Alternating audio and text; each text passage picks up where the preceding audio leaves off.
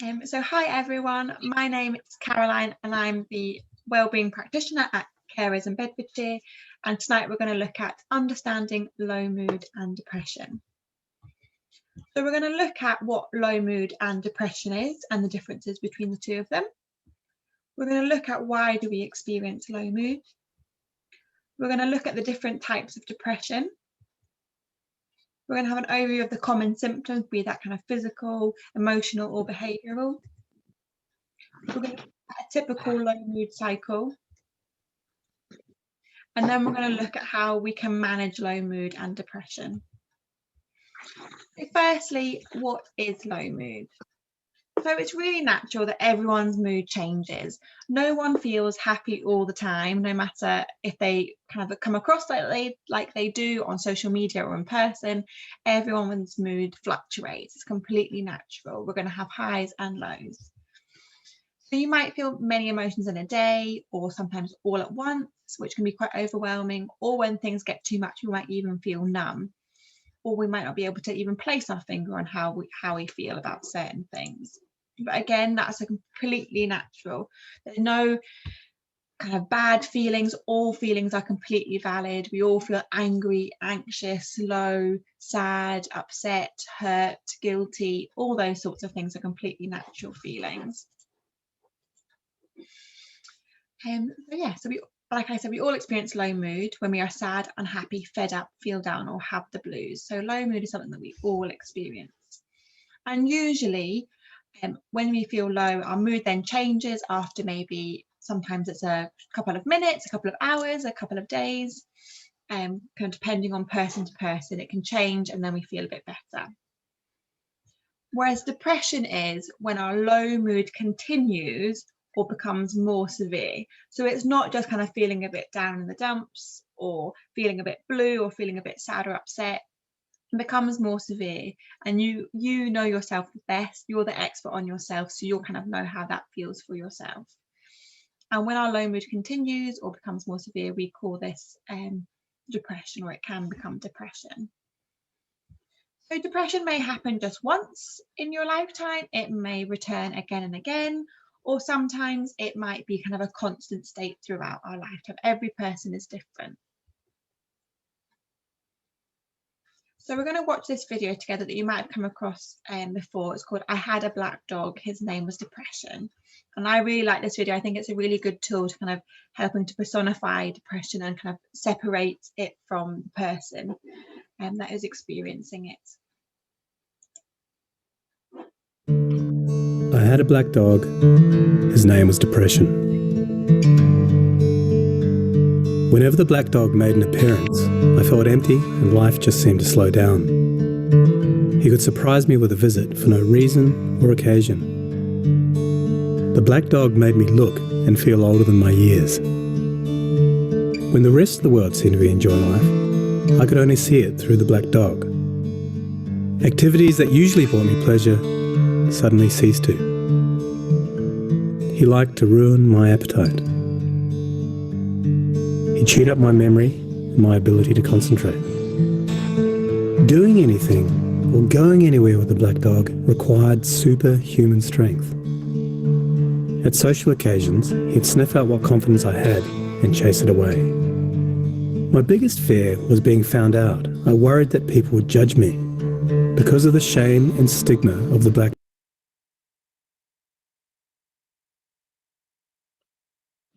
Sorry about that, my internet cut out. Again, the joys of technology, but I'll just go back to sharing and resume the video. Okay.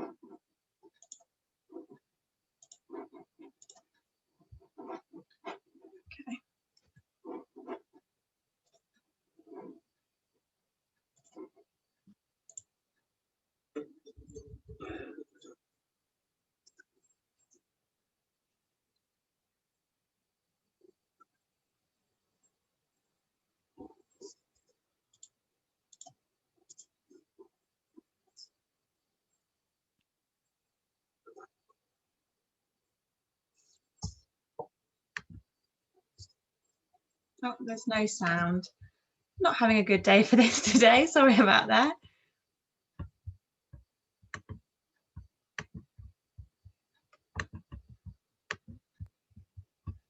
Third time lucky. I had a black dog. His name was Depression. Whenever the black dog made an appearance, I felt empty and life just seemed to slow down. He could surprise me with a visit for no reason or occasion. The black dog made me look and feel older than my years. When the rest of the world seemed to be enjoying life, I could only see it through the black dog. Activities that usually brought me pleasure suddenly ceased to. He liked to ruin my appetite. He chewed up my memory and my ability to concentrate. Doing anything or going anywhere with the black dog required superhuman strength. At social occasions, he'd sniff out what confidence I had and chase it away. My biggest fear was being found out. I worried that people would judge me. Because of the shame and stigma of the black dog, I was constantly worried that I'd be found out. So I invested vast amounts of energy into covering him up. Keeping up an emotional lie is exhausting. Black dog could make me think and say negative things. He could make me irritable and difficult to be around. He would take my love and bury my intimacy. He loved nothing more than to wake me up with highly repetitive and negative thinking. He also liked to remind me how exhausted I was going to be the next day. Having a black dog in your life isn't so much about feeling a bit down, sad or blue. At its worst, it's about being devoid of feeling altogether. As I got older, the black dog got bigger and he started hanging around all the time. I'd chase him off with whatever I thought might send him running. But more often than not, he'd come out on top. Going down became easier than getting up again. So I became rather good at self-medication, which never really helped. Eventually, I felt totally isolated from everything and everyone. The black dog had finally succeeded in hijacking my life. When you lose all joy in life, you can begin to question what the point of it is. Thankfully, this was the time that I sought professional help. This was my first step towards recovery and a major turning point in my life. I learned that it doesn't matter who you are, the black dog affects millions and millions of people. It is an equal opportunity mongrel. I also learned that there was no silver bullet or magic pill. Medication can help some, and others might need a different approach altogether. I also learned that being emotionally genuine and authentic to those who are close to you can be an absolute game changer. Most importantly, I learnt not to be afraid of the black dog, and I taught him a few new tricks of my own. The more tired and stressed you are, the louder he barks, so it's important to learn how to quiet your mind. It's been clinically proven that regular exercise can be as effective for treating mild to moderate depression as antidepressants, so go for a walk or a run and leave the mutt behind. Keep a mood journal. Getting your thoughts on paper can be cathartic and often insightful. Also keep track of the things that you have to be grateful for. The most important thing to remember is that no matter how bad it gets, if you take the right steps, talk to the right people, black dog days can and will pass. I wouldn't say that I'm grateful for the black dog, but he's been an incredible teacher. He forced me to reevaluate and simplify my life. I learnt that rather than running away from my problems, it's better to embrace them. The black dog may always be part of my life, but he'll never be the beast that he was. We have an understanding.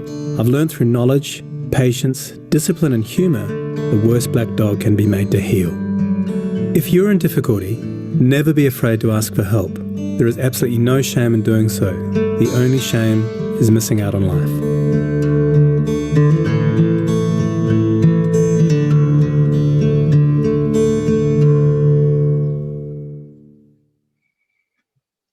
Yeah, so hopefully that video was helpful. Matthew Johnstone, who kind of created the video, has made a book about that book of the same title, which can be really helpful. I had a black dog, his name was Depression, and also has one as well about kind of helping living with someone who has a black dog as well. And both those books are really wonderful resources to kind of help either talk about low mood and depression, or to help kind of your own understanding. And I think it's really important, again, in the video, what I was kind of saying is we see all these symptoms and signs of low mood or depression, and it's not a reflection of us. It is kind of the depression or low mood that causes us to act these certain ways. So it's really helpful to distinguish kind of the black dog as a separate entity to you. Yeah, so we'll kind of go into some details about some more of those things that was mentioned in the video, some symptoms, and some kind of, obviously it's a kind of different routes for helping kind of black dog days seem more brighter, which was kind of exercise, talking to others. For some people, medication works, for some people, therapy, all those sorts of things. So why do we experience low mood? So like I said earlier, we all feel low from time to time, and that's completely natural. But there are other factors that make us more vulnerable to persistent or pervasive low mood or depression. And that can be genetics, it can be hereditary. We might have kind of a family history of low mood, which makes us more likely to experience more frequent periods of low mood or even depression.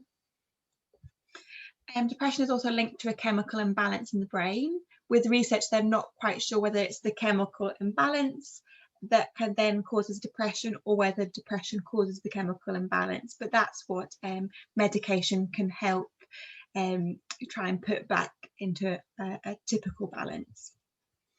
Bereavement or loss can make us more vulnerable to low mood or depression, and so can stressful or traumatic life events.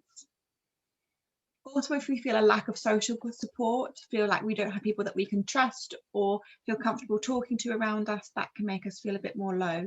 Kind of feeling isolated can decrease our mood. And then if we've got a pre-existing physical or mental illness, that can make us more vulnerable to low mood. Some medication side effects also kind of have low mood and depression as a side effect. So lots of different things that can play a part in it. And it can be one of these things or it can be all of these things. So now we're going to talk about the different types of depression. And often we kind of use depression as quite a blanket term, but there's actually lots of different types. So there's major depressive disorder, which is kind of typical clinical depression. There's atypical depression, which is a depressed mood that brightens in response to positive events. There's postpartum depression, which happens after the birth of a baby. Antenatal depression, which can happen during pregnancy. And then postnatal depression, which can happen approximately during the first year after giving birth. And then prenatal depression, which can happen anytime before, from becoming pregnant to the first year of birth. So kind of can cover all those three ones I've mentioned previously. Catatonic depression can cause someone to remain speechless and or motionless for an extended period of time. They might be kind of sitting or lying still, kind of looking to nothingness and kind of feel quite unresponsive, and that can be a sign of catatonic depression. Seasonal affective disorder, otherwise known as SAD, can occur for people at a particular time of the year or for a particular season. Melancholic depression is a form of major depressive disorder with melancholic features, which are persistent and intense feelings of sadness or hopelessness. We've got manic depression or bipolar disorder, which causes manic or hypomanic episodes, which are kind of changes from one's normal mood and accompanied with high energy states. And often this can even impact that someone who's experiencing a manic or hypomanic episode maybe can't sleep because their energy levels are so high, kind of can't sit still, feeling very restless. But this actually can be quite exhausting, having such high energy levels. And then that can cause quite a dramatic dip. Dysthymic depression, which is a persistent depressive disorder, which is when we kind of have continuous long-term form of depression. And then the situational depression, which is short-term stress-related type of depression, which can follow a traumatic event as a one-off or a series of events that kind of build up to situational depression. For example, kind of job instability, and not kind of, or a fear of homelessness, or have an amalgamation of bereavements, or kind of going through a really tricky part in your life where there's lots of traumatic events or things going on in your life, could cause kind of situational depression, which would kind of last in the short term. And then there's psychotic depression, which is also known as depressive psychosis, which is a major depressive episode accompanied by psychotic symptoms. And then there's endogenous depression, which is caused by internal stresses rather than external factors. So kind of more inside the body, in the brain, or in kind of cognitively or biologically in the body, rather than kind of a social or environmental stressor. So as you see there, there's lots of different types. There is no kind of one size fits all, and even within all these different categories, two people might have the same diagnosis but present very differently. And to kind of have a particular type of depression diagnosis, you normally need to get it from a psychiatrist or a GP or a medical professional that would kind of look at your symptoms over an extended period of time and kind of see which sort of category that you would kind of fall into, and that way they can kind of help you get the help that's more attuned to what you're experiencing. So kind of for major depressive disorder, which tends to be the most kind of typical general type of depression, these kind of are the 6 common symptoms that kind of you would need to experience 5 or more over a 2-week period to kind of qualify. So if you feel down all the time, you kind of officially turned into Eeyore from Winnie the Pooh and struggle to find positivity in anything. You're absolutely exhausted, you feel tired all the time, but your brain won't stop, so you can't sleep. Nothing feels fun anymore. The things that used to give you joy no longer do, and you've lost interest. So that could be hobbies, that could be kind of, you might enjoy your job and that's not kind of giving you enjoyment anymore. It could even be kind of relationships with people you're finding more strenuous. Your current state is couch potato. You've had a major slowdown in thoughts and simply lie around, kind of feel really hard to self-motivate and do things. Your weight is up or way down. So depression can mess with your hunger signals, so you eat more or a lot less. So some people can not feel hungry and actually feel nauseous, so they don't eat or just forget to eat. And other people may eat a lot more to comfort eat, or they just feel hungry all the time and kind of never quite satisfy that hunger craving. And then the 6th symptom, the guilt won't go away. So feeling worthless and or guilty all the time is the new norm. So you might even feel guilty that you're feeling exhausted or feeling like you can't do anything. And all these kind of symptoms do feed into each other and make quite a nasty cycle really of depression, which can be hard to get out of. So these are some other common symptoms of depression. So feeling sad or empty, thoughts of death or suicide, aches and pains, overeating and weight gain, lack of appetite, poor memory, concentration and decision making, insomnia or lack of sleep, fatigue and lack of energy, anger and irritability, no pleasure in activities, feeling excessively guilty, feeling worthless, feeling hopeless or helpless.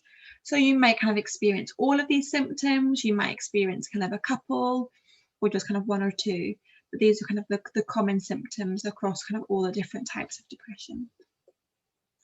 So we're then going to kind of look at it more closely into kind of the physical, emotional, and behavioural symptoms. So physical symptoms could include moving or speaking more slowly than usual, just as the brain kind of slows down because it's finding things hard. Putting sentences together can feel really taxing, and even kind of movements can feel like a lot of effort. So in general, we kind of feel like we're going in a bit slow motion, and even it can be that other people notice that we're talking more slowly or we're moving more slowly than kind of our typical day-to-day activities. We might have changes in our appetite or weight, like we kind of said before, overeating or undereating, and again that might be correlated with weight gain or weight loss. We might experience constipation, unexplained aches and pains within our bodies, a general lack of energy, a loss of libido. You might experience changes in your menstrual cycle, and you might experience a disturbed sleeping pattern. So some psychological symptoms, feeling hopeless or helpless, lethargic or lacking in energy, having low self-esteem or frequent negative thoughts. And those negative thoughts could be about yourself or about situations in general, or finding it really difficult to kind of plan into the future or see a future for yourself. Feeling tearful or on the verge of tears a lot of the time, kind of feeling that things are overwhelming and you can't cope in your usual ways. Feelings of guilt, feeling irritable or intolerant towards others. You might notice that you have a lot shorter fuse or kind of go from 0 to 100 really quickly in regards to things that don't normally bother you as much. You might experience a lack of motivation, enjoyment or interest in things that you usually like, be that hobbies, food, kind of spending time with others, all sorts of things. You might find it difficult to remember things, might find it hard to concentrate on tasks, or making decisions can feel really difficult as well. Even smaller decisions like what to wear in the morning can feel like a really big task and feel really overwhelming. Sometimes depression or low mood is accompanied by feelings of anxiety or worry. You might have thoughts of suicidal thoughts or thoughts of harming yourself. And if you are experiencing suicidal thoughts or harming yourself, it's really important to seek help. And to seek help, you can call the NHS crisis line on 111 option 2. And this is a 24/7 service where they have mental health professionals available to kind of talk you through what support that you need. If you feel you can't keep yourself safe in the kind of the right here and now, definitely take yourself off to A&E or call an ambulance to take you there if you can't make your way there safely yourself. But kind of if you don't feel kind of ready for that step, call on the NHS crisis line on 111 option 2 to speak to mental health professionals, or the Samaritans on 116 123. They're a 24/7 listening service, so they don't always give you advice, but they're there to kind of talk you through what's going on for you and kind of listen to what's going on if you feel that you just want to talk to someone about how you're feeling, and maybe you don't feel comfortable talking to friends or family just yet, but speaking to someone anonymous on the other end of the phone might feel like a suitable step for you. So some behavioural symptoms. You might avoid contact with others, and this might be people close to you or just general people in general. You might then spend more time by yourself. You might stay in bed longer than usual. You might take part in fewer social activities. You might neglect hobbies and interests. And you might kind of experience difficulties in your home, work or family life. Feeling low or feeling depressed can make it really difficult in regards to our mood, and kind of feeling more irritable and frustrated, which can put a strain on some of our relationships with others, be that partners, parents, children, friends, family, work colleagues, our bosses, all sorts. And if we're kind of not feeling quite ourselves, we can kind of have more conflicts with other people. So here is kind of the cycle of low mood. It looks a bit complicated, but kind of all these things working together. So we kind of call this a hot cross bun diagram because they're all interlinked. So you might kind of have thoughts and images inside your head that interact with physical symptoms, that interact with behaviours, that interact with feelings and moods. And all of these things are interrelated. As you see all those arrows, they affect each other in all the ways, and so that can make it quite a difficult cycle. So it can also be brought on by a trigger at the top. So some examples of triggers at the top. So death of a family member or a friend, problems with housing or neighbours, money worries, losing your job, relationship problems or a breakup. All those kind of triggers can naturally lead to kind of feeling low. So we might have thoughts about, I'm no good to anyone anymore, I'm a failure, I will never get any better, I'm just a burden, life is not living. And with these thoughts, they can get really dark quite quickly. We also can be really good at thinking of negative thoughts about ourselves and saying things to ourselves that we wouldn't kind of dare say to our friends. And then these kind of negative thoughts can impact our mood further. So we might already be feeling low, and we think these thoughts about ourselves, and then we feel maybe a bit even lower when we kind of get to that stage of depression. You might feel guilty for even thinking those thoughts. You might feel irritated or anxious. And if we're having these thoughts and feelings, it might kind of turn to behaviours such as avoiding people, staying indoors or in bed, seeking reassurance from others. So that could be family, it could be friends, it could be kind of people at work, kind of not feeling confident in their own abilities, so kind of checking on things more than usual.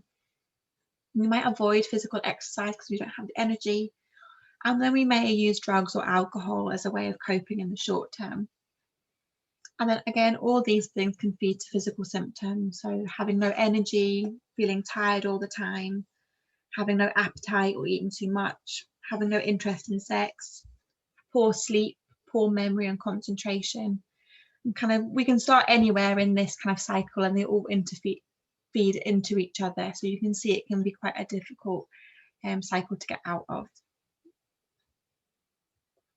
So here as well, kind of shows some behaviour that we might display when we're feeling low, and the kind of unintended consequence of that, and how that kind of then again feed back into our feeling low. So kind of in the middle here, we might kind of have a general feeling of low mood or depression. We might kind of be fatigued, crying, poor concentration, irritability, thinking negatively about being a failure, those sorts of things. So an example behaviour could be I ruminate on why I'm feeling so depressed and attack myself for being such a loser. So if I have lots of time to myself, I might think over and over again about all the negative things of myself. But by doing that, the unintended consequence there is I actually feel more depressed, I feel more ashamed, and I avoid things more because I'm starting to reinforce that belief that I'm a loser.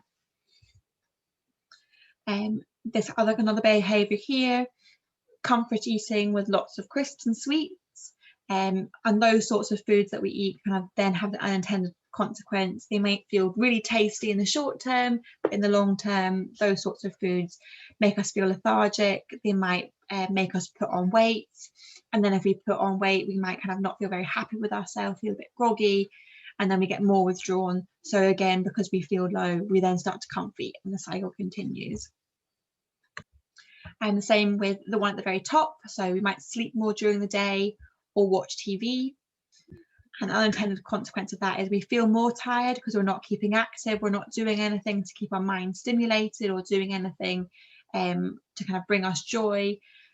So we kind of feel more tired. Maybe our partner or people we live with criticize us for not doing as much, which leads to arguments, which kind of reinforces that cycle again.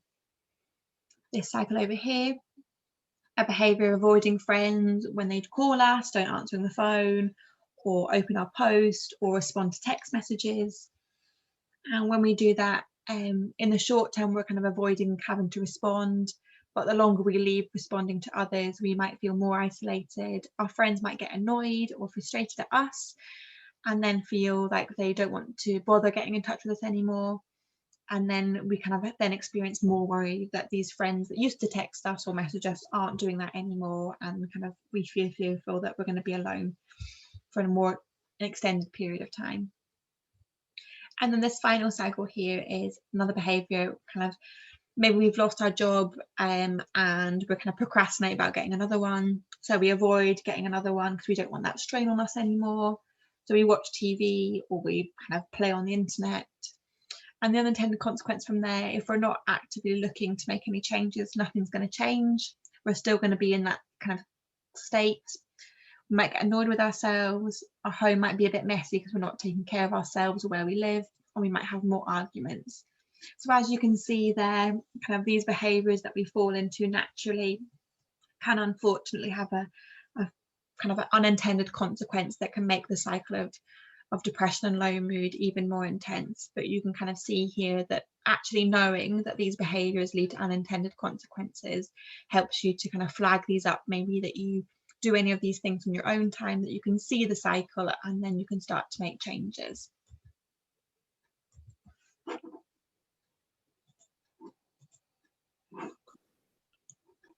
So now we're going to go on to how to manage low mood and depression. Obviously, I've talked a lot through what low mood and depression is, kind of some of the common symptoms, why we might experience it, and now we're going to have a look at how we can manage it.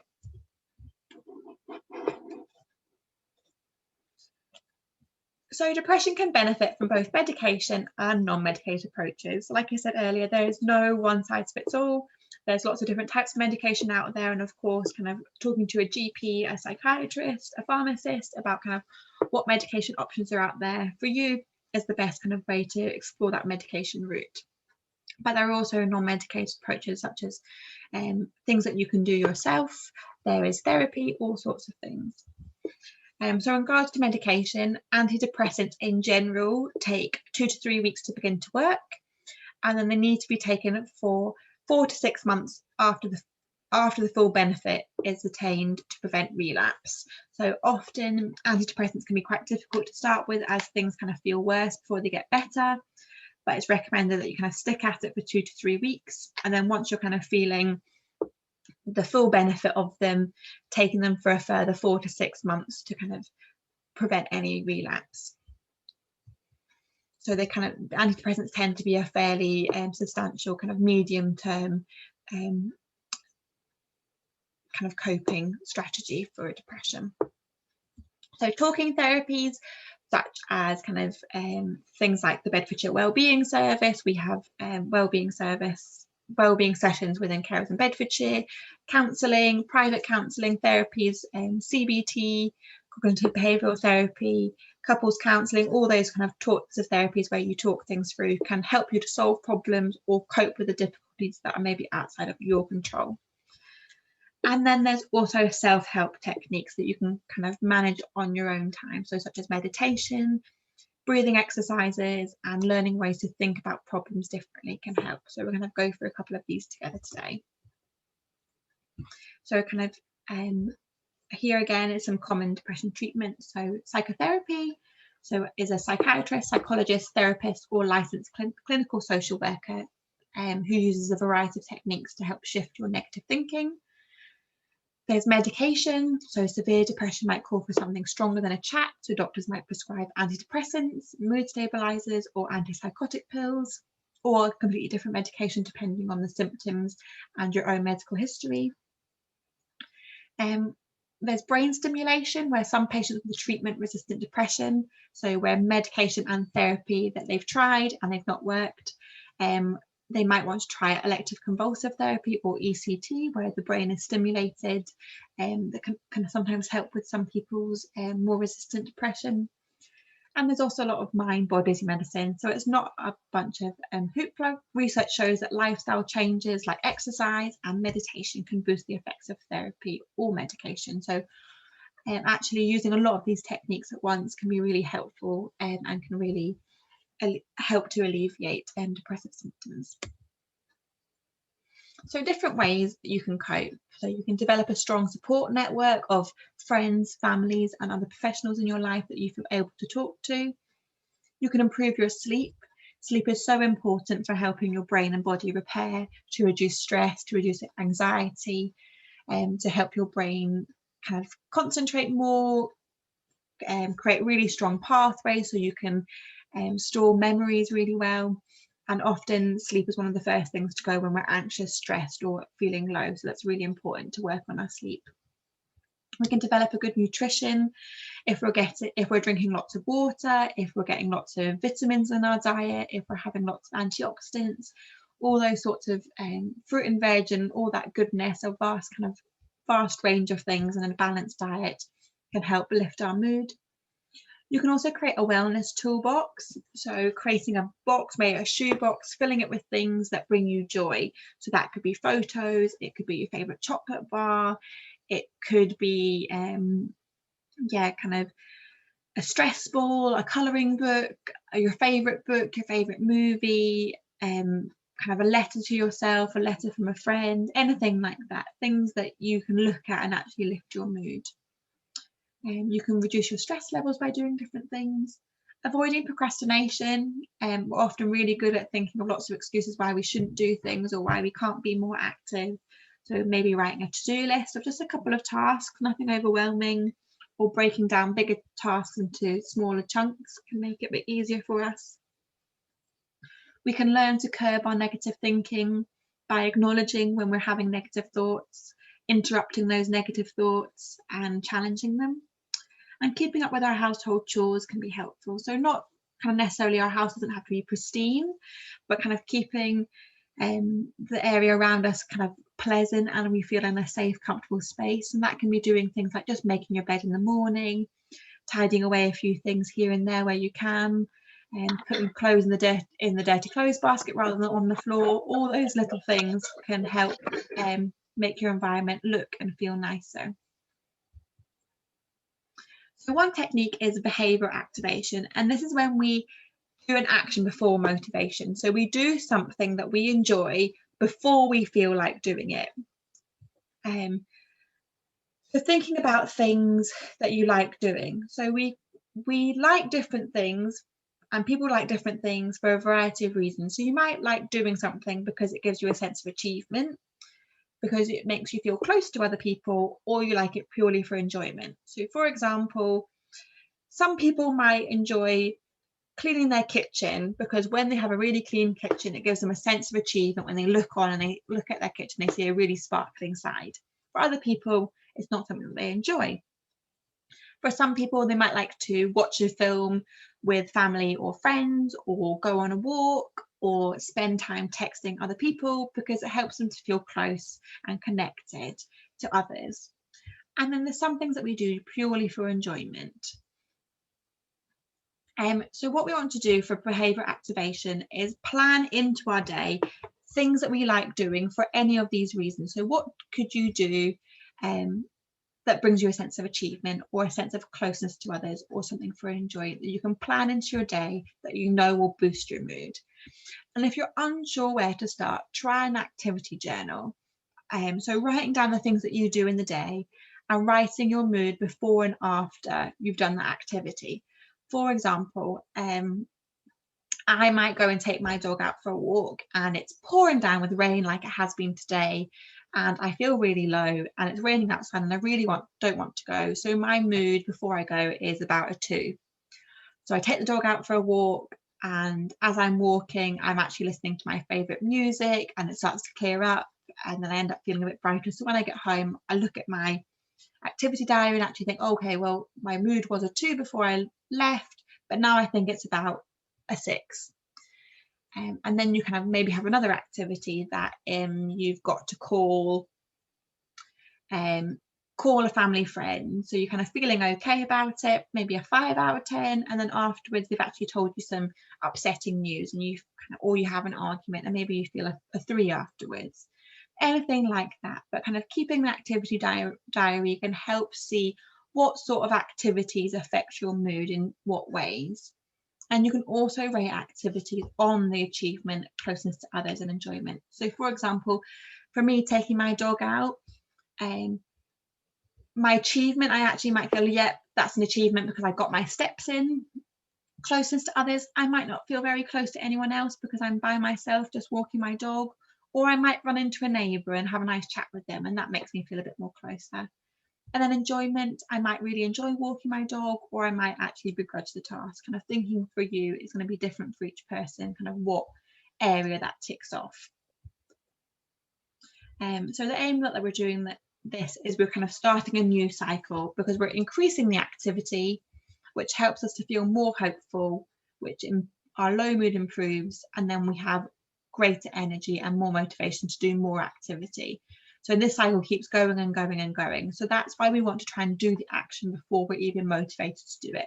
So this can be helpful to kind of plan ahead and think, okay, this week, tomorrow, even though I don't feel like it, I'm going to listen to my favourite song and dance around the kitchen. And then on Saturday, I'm going to have a nice long bath. And then on Sunday, I'm going to have a phone call with my best friend.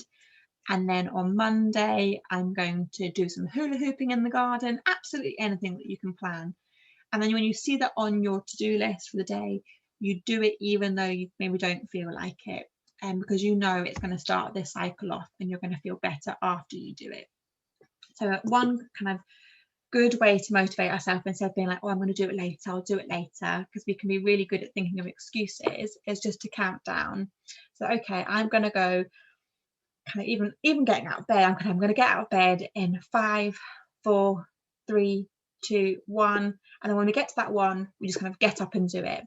And that countdown, rather than counting up, because we can count up till infinity, that counting down and just acting as soon as we can helps us to kind of decrease that opportunity to think of excuses and just kind of get on with the task.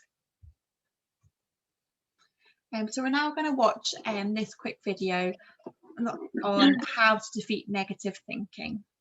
So hopefully the sound works with this one, but if it doesn't, please just put it in the chat.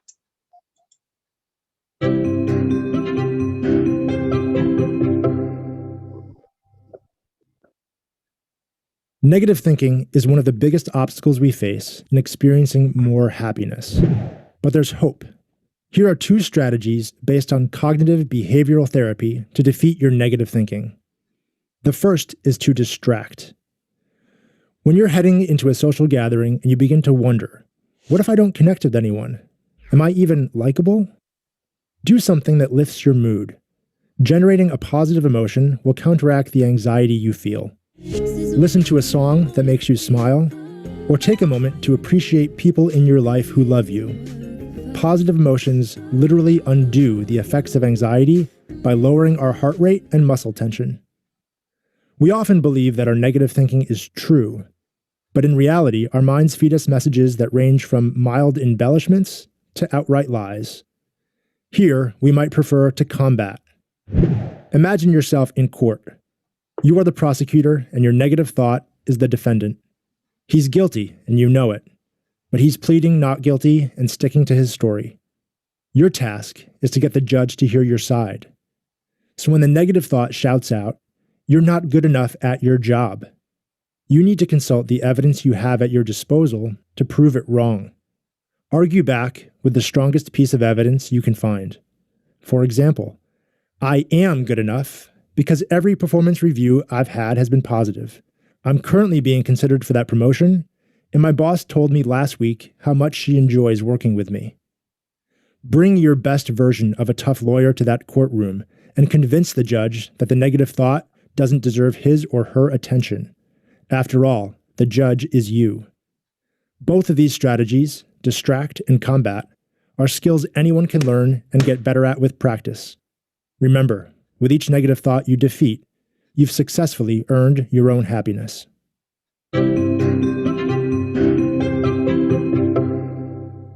Yeah, so hopefully that video made sense. We're now going to have a look at different types of negative thinking.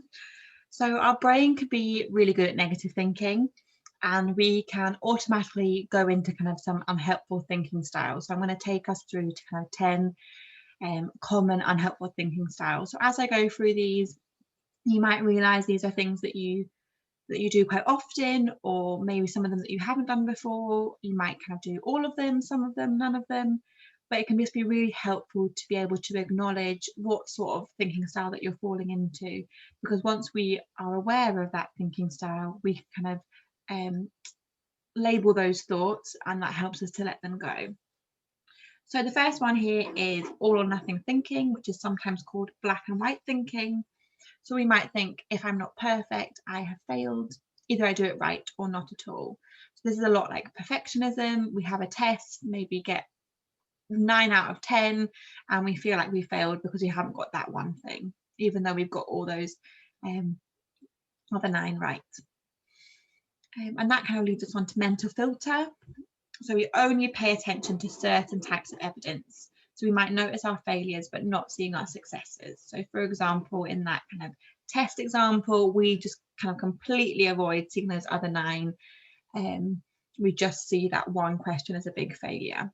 And that's what kind of leads into the all or nothing thinking. We might, as again with the mental filter, only pay attention when we're feeling low to other things in our day that go wrong. We might kind of forget about the things that bring us joy in the day or have made us smile, and just see those negatives. Over here, we've got overgeneralizing, when we use words like everything, always, nothing, ever. So everything is always rubbish, nothing good ever happens. And we kind of see a pattern based on a single event, or being overly broad in the conclusion we draw. So we might have an argument with someone and say, oh, you always do this, even though maybe they've done it once or twice before. or we kind of, one thing happens to us that's maybe never even happened before, and we think, oh, this always happens to me, nothing ever goes my way, the world is against me, those sorts of statements. And then this one down here, disqualifying the positive. So we discount the good things that have happened, or that good things that you've done for some reason or another. So maybe even someone gives you a compliment and you say, oh, that doesn't count because, and you make up kind of an excuse in your head to why that doesn't count.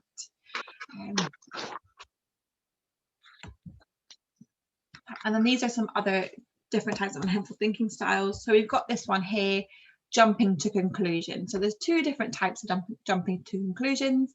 There's mind reading, so imagine we know what others are thinking, and fortune telling, when we predict the future. So a typical example of this is maybe we have something to say to someone at work or a family friend, and say, oh, I'm not going to tell them that, because if I say this and then they're going to say that and then I'll say this, and it will turn into a whole argument, so it's not worth it. So in our head there, we're predicting the future, we're imagining what others are thinking and predicting what's going to happen, but we don't know what's going to happen, we're just making an assumption about the situation. And then this one here, emotional reasoning, is assuming that because we feel a certain way, that what we think must be true.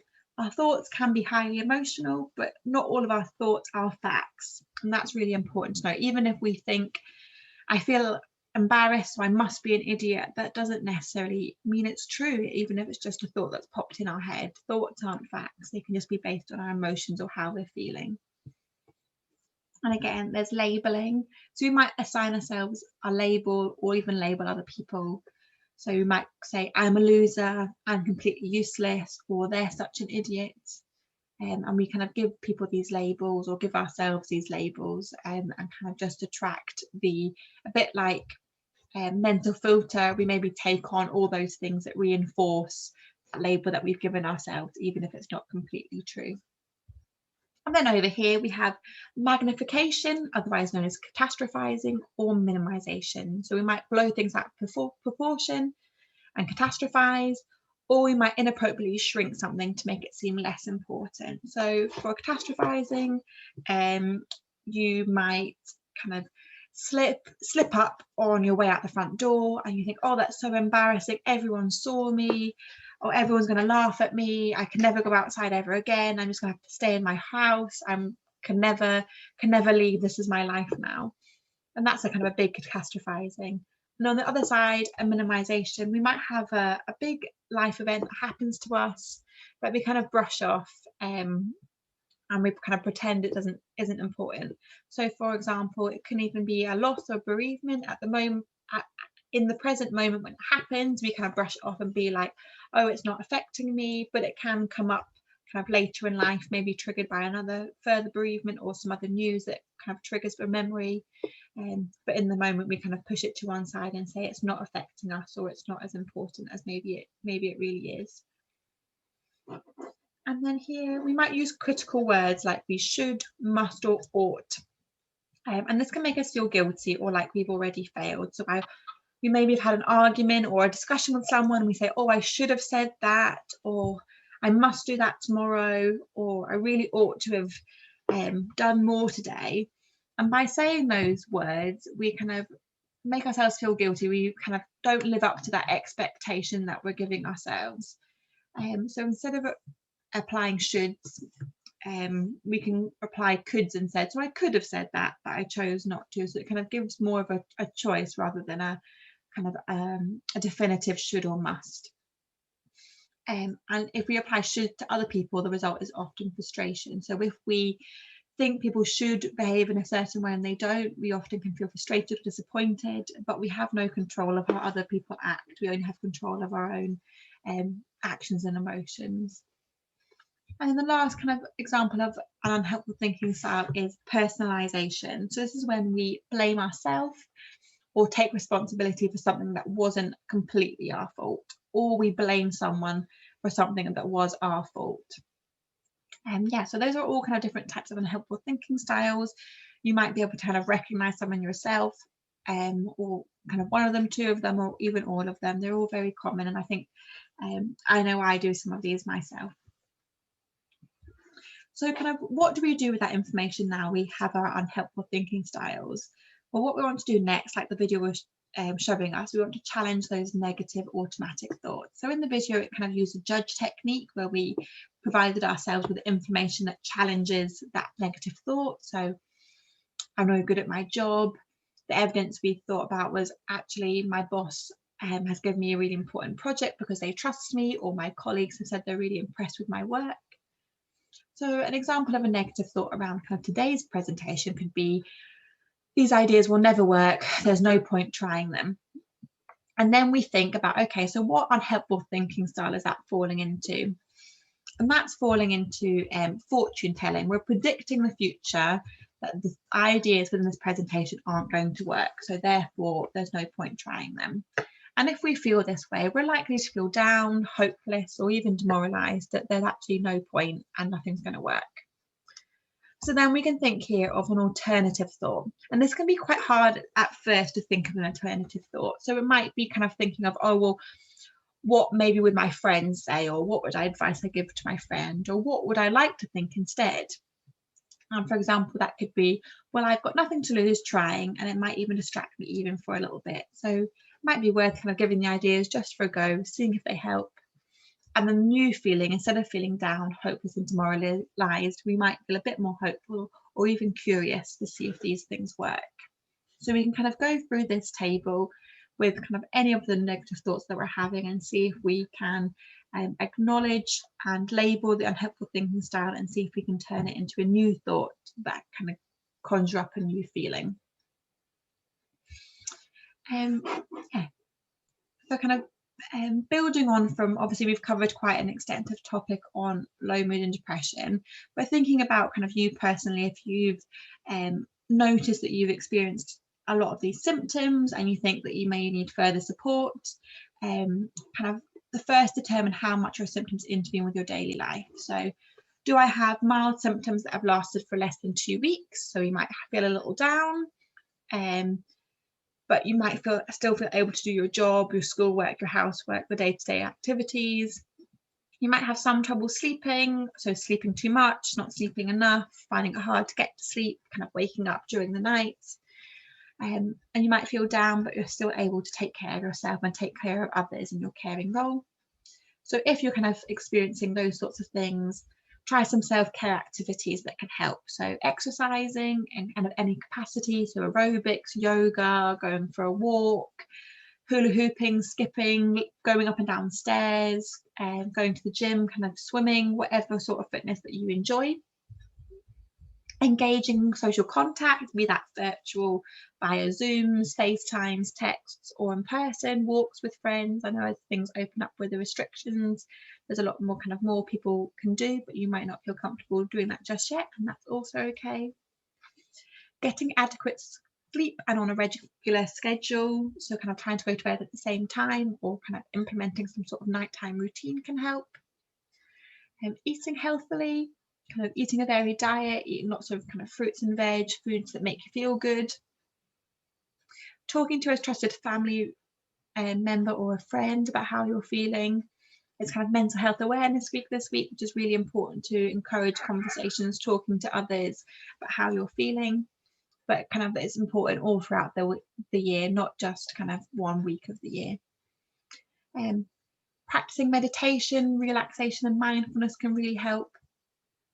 So if kind of you try all these self-care activities and the symptoms don't improve or seem to be worsening, then we then recommend talking to your healthcare provider, be that a GP or a counsellor, a therapist, or any other type of mental health professional.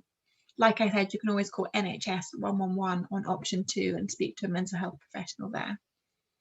And then if you have severe symptoms that have lasted 2 weeks or more, such as difficulty sleeping, appetite changes that have resulted in unwanted weight changes, so be that weight gain or weight loss that you kind of wasn't intentional, struggling to get out of bed in the morning because of mood, difficulty concentrating, loss of interest in things that you usually find enjoyable, unable to perform usual daily functions and responsibilities, or thoughts of death and self-harm, we recommend seeking professional help as soon as you can.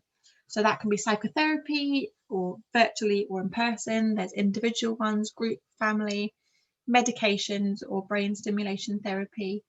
If you're in crisis, it's NHS 111 option 2, or going to calling up 999, going to A&E, calling an ambulance to get you there if you can't get there yourself.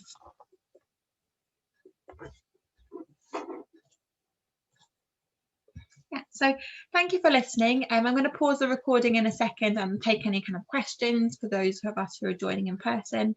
But if you want to contact us at Carers in Bedfordshire for how else that we can support you, or talk about anything that we've discussed today, you can call us on 0300 111 1919. You can email myself, Caroline, the Wellbeing Practitioner, at wellbeing@caresinbeds.org.uk, or my own email is caroline.carter@caresinbeds.org.uk.